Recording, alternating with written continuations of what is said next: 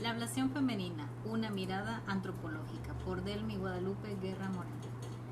El origen de la ablación femenina se remonta a inicios del siglo I a.C., en Egipto, en donde se encontraron algunos vestigios en momias en ese lugar. En el siglo XV y XVI hay descripciones detalladas de algunos europeos que viajaban a África, en donde documentaron este tipo de prácticas. En el siglo XVIII y XIX surgen interpretaciones sobre las razones del por qué se practica este tipo de situaciones. Entre ellas, se practica como remedio para la masturbación, para el lesbianismo y para el adulterio. En el siglo XX, el debate pasó de ser un asunto de salud a una cuestión de derechos humanos. Existen diferentes posturas sobre la mutilación genital femenina. Algunos grupos prefieren quitar la connotación negativa de mutilación y solamente utilizar el término corte genital femenino. Para efectos de este tema a desarrollar, vamos a utilizar mutilación genital femenina, corte genital femenino o ablación como un mismo concepto. Según la OMS, la define a la mutilación genital femenina como todo procedimiento que consiste en la reserción total o parcial de los genitales externos femeninos, así como otras lesiones de los órganos femeninos por motivos no médicos. Existen varios países que practican la mutilación genital femenina. Por ejemplo, se concentran en 30 países de África y Medio Oriente. Sin embargo, se practica en algunos países de Asia y América Latina y en algunas comunidades inmigrantes que viven en Europa, Norteamérica, Australia y Nueva Zelanda. 1 de cada 20 mujeres han sufrido algún tipo de mutilación genital femenina, según la ONU. Hay 4 tipos de mutilación o corte genital femenino. El primero, la clitoridectomía, que consiste en la eliminación total o parcial del clítoris y la piel que lo rodea.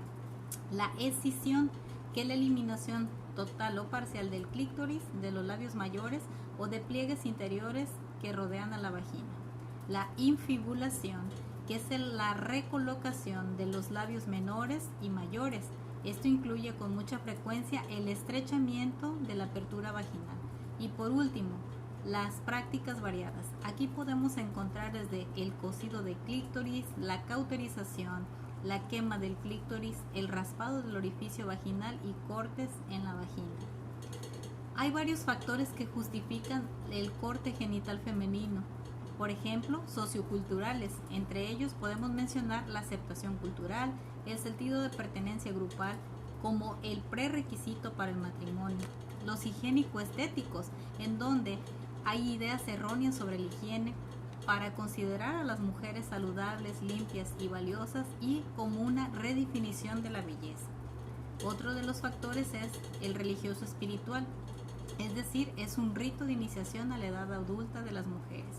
Y el factor sexual, en donde podemos encontrar que les sirve para conservar la virginidad, el aumento del placer sexual masculino, mantener el deseo sexual entre sexos. Las complicaciones que podemos mencionar de la mutilación genital femenina son los siguientes. Algunas pueden ser físicas, por ejemplo, infecciones locales y sistémicas, anemias graves, shock por el dolor intenso, hemorragias, incontinencia urinal y fecal. Efectos psicológicos que van desde el estrés postraumático, el insomnio, pesadillas, entre otros. Efectos obstétricos, por ejemplo, el aumento de cesáreas, aumento de la mortalidad materna y perinatal e infecciones pélvicas. Efectos sexuales, en los que podemos mencionar la dispareunia, es decir, el dolor al coito, y la disminución de la satisfacción y el deseo sexual. Y entre los factores sociales que se consideran complicaciones es el aislamiento social. En conclusión, aun cuando esta práctica ha tenido mayor interés por las organizaciones de derechos humanos, los cuales defienden la postura de evitar o prohibir la mutilación genital femenina, existe un dilema ético, ya que mientras para algunos grupos es inaceptable, para las etnias que lo practican es parte de su cultura.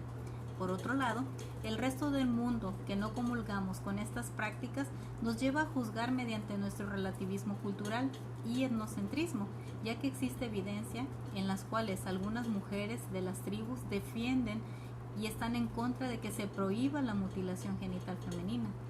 Pero por otro lado, hay víctimas de esta práctica que se han convertido en activistas asiduos en contra de la mutilación genital. Por último, es importante enfatizar que en estas etnias los pros y los contras del corte genital femenino, sobre todo las complicaciones que se presentan, y que ellos decidan mejores prácticas donde se conserve la cultura, los ritos y creencias con el menor daño posible.